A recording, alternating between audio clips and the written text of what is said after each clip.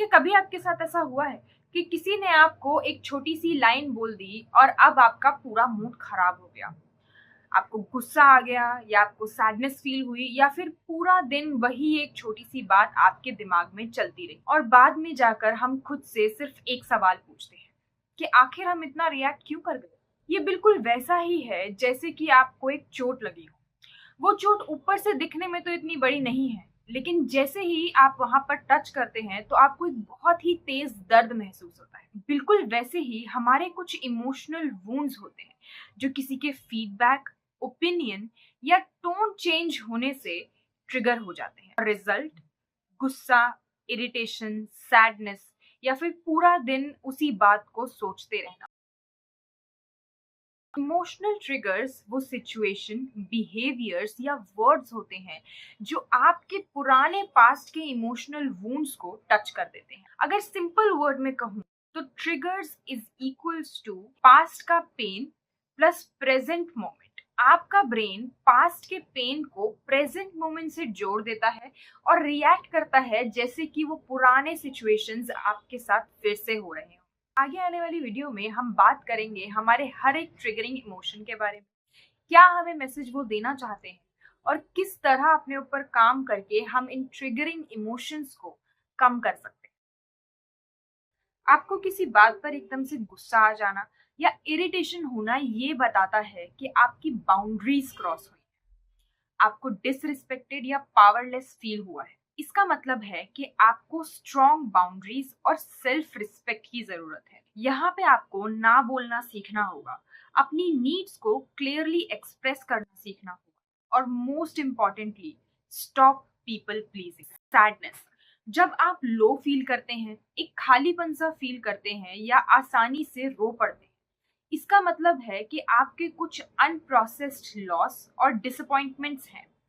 आपके emotional needs काफी time से पूरे नहीं हुए। ये आपसे कहना चाहते हैं कि आपको कंफर्ट, रेस्ट और इमोशनली खुद को एक्सप्रेस करने की जरूरत है।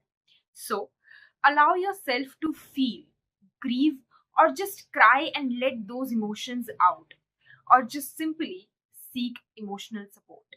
फियर एंड एंजाइटी, रेस्टलेसनेस और ओवरथिंकिंग होना ये दिखाता है कि आपको अनसेफ या ऐसा महसूस हो रहा है कि जैसे आपके हाथ से चीजें छूट रही, चीजें आउट ऑफ कंट्रोल हो रही है।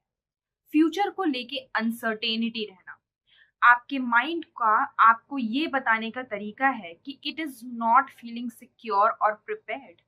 ऐसे समय में work on your self trust.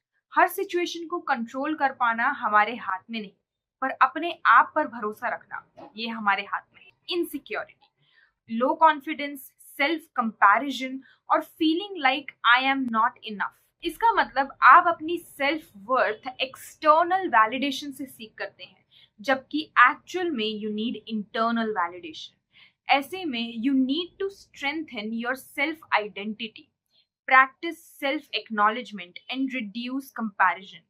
And if you want, you can also check out my video, The Comparison Problem, जिसमें मैंने comparison कैसे कम करें इस पर बात की है। Jealousy, envy, bitterness and resentment, ये दिखाता है कि आपके कुछ ऐसे डिजायर्स हैं जिनको पाने के लिए आपने अभी तक अपने आप को अलाउ नहीं किया है।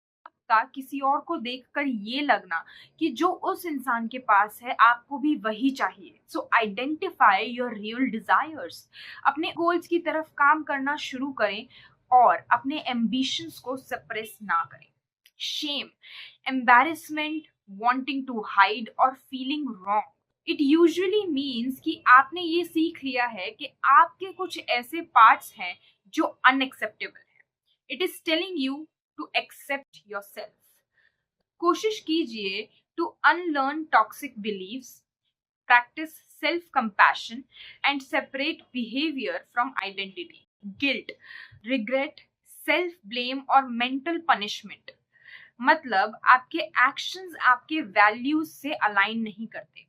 इट टेल्स यू कि आपको अपनी वैल्यू के साथ रीअलाइन करने की जरूरत है और आपको खुद को फॉरगिव करने की जरूरत है।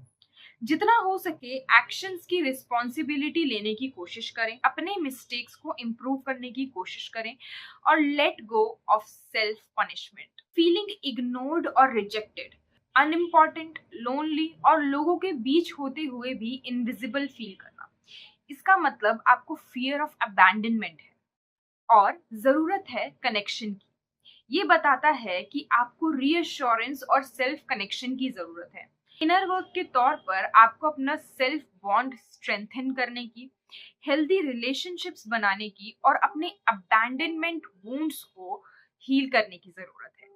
Emotional numbness, when you feel detached, blank और डिस्कनेक्टेड, मतलब आपके इमोशंस ओवरलोड हो रहे हैं। आपने काफी समय तक अपने इमोशंस को सप्रेस करके रखा है। ये बताता है कि आपको रेस्ट और इमोशनल सेफ्टी की जरूरत है। So slow down, reconnect with your body और रिड्यूस इमोशनल प्रेशर। इसका मतलब सिंपल है, अगर आपके इमोशंस इंटेंस और रिपीटेटिव हैं, तो ये पॉइंट करता है आपके अनमेट इमोशनल नीड्स की तरफ। तो अगली बार जब आप ट्रिगर्ड फील करें, तो ये समझना जरूरी है कि आपके इमोशंस आपके दुश्मन नहीं है, वो एक फीडबैक है। And healing begins the moment you listen. और जिस पल आप रिएक्ट करना बंद करके अपने इमोशंस को समझने की कोशिश करेंगे, then you stop being controlled by your past and start choosing your future.